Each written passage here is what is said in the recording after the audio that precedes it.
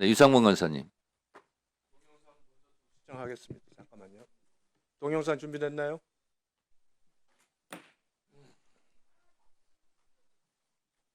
네, 들어주세요. 우리나라의 잘못된 정치 풍토 하나가 정치가 그 법 위에 있는 것처럼 그렇게 생각한다는 것이죠. 정치가 성역입니까? 그 우리 국민들이나 여러분이나 그 정치적 행위는 법을 위반해도 책임을 묻지 말아야 한다고 생각합니까? 이 점에 대해서 굉장히 그 혼란스럽고 실망스럽습니다.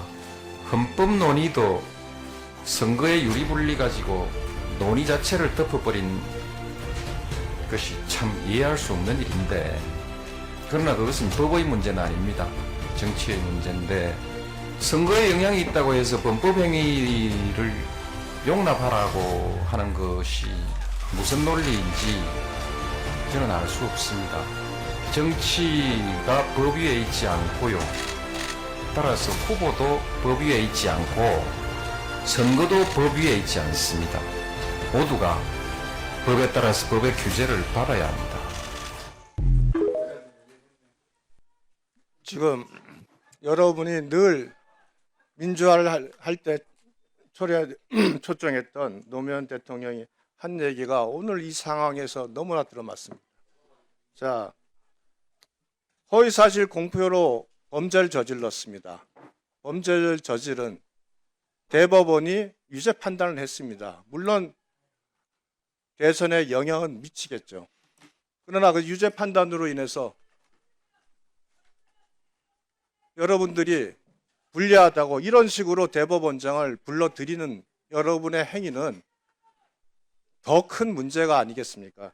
자, 지금 여러분이 낸 법이 뭡니까? 이재명 재판 중단법이 있습니다. 지금 행안위에서는 허위사실 중 행위에 대해서는 처벌하지 않는 법을 만듭니다. 결국 그 법이 통과되면 이재명 대표가 기소돼서 재판 중인 사건은 면소가 되겠죠. 그리고 나머지 사건 재판은 멈추겠죠.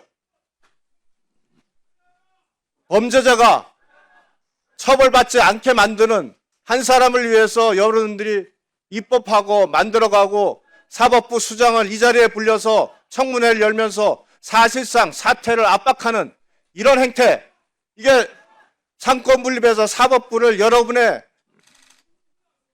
압력에 굴복시키고 굴종하게 만들려는 여러분의 정치행위 아닙니까? 이 정치 만능 아니에요?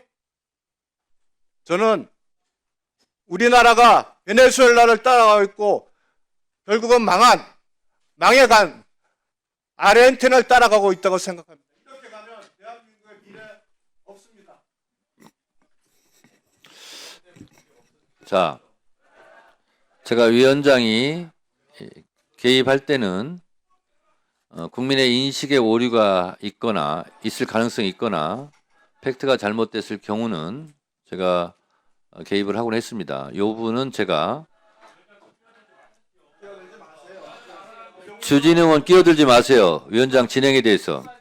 자, 지금 방금 말씀하신 영상 노무현 대통령은 사법부와 국민의힘을 준엄하게 꾸짖고 있는 영상입니다. 이 영상을 틀어주셔서 감사드립니다. 자, 노무현 대통령께서도 말씀하시다시피 법 위에 있거나 법 밖에 있어서는 안 된다 라고 지금 분명히 말씀하고 계십니다. 법 밖에서 불법적으로 일으킨 것이 비상계엄 내란이고요. 이런 건 일으키면 안 된다고 지금 꾸짖고 계시고, 그러나 후보자의 신분 보장은 헌법 116조와 공직선거법 11조에 나와 있는 겁니다. 그래서 사법부는 헌법에서 그 권한을 판결권을 줬고 국회는 입법권을 준 겁니다. 그리고 국회는 합법적인 테두리 안에서 탄핵이란 제도를 활용할 수 있는 것이고, 그것은 이미 헌법재판소 판결에서 가사, 설령 정치적 목적이 있다 할지라도 국회에서 탄핵한 것은 불법도 아니고 그 남용한 것도 아니다라고 이미 헌법재판소에서 판결한 사항입니다. 지금 우리가 입법하려고 하는 것이 헌법을 벗어났거나 법에서 벗어난 그런 입법 행위가 아니다라는 것이고 조의대 청문회도 국회법 65조 1항의 중요한 안건은 청문회를 법사위 의결로서 다 할 수 있도록 하고 있습니다. 지금 하고 있는 모든 행위들이 국회법 안에 법안의 테두리에 있기 때문에 노무현 대통령이 지금 방금 영상으로 말씀하신 부분은 국민의힘을 오히려 꾸짖고 있다. 이런 점을 말씀드리며 국민들께서 오해 없기를 바랍니다.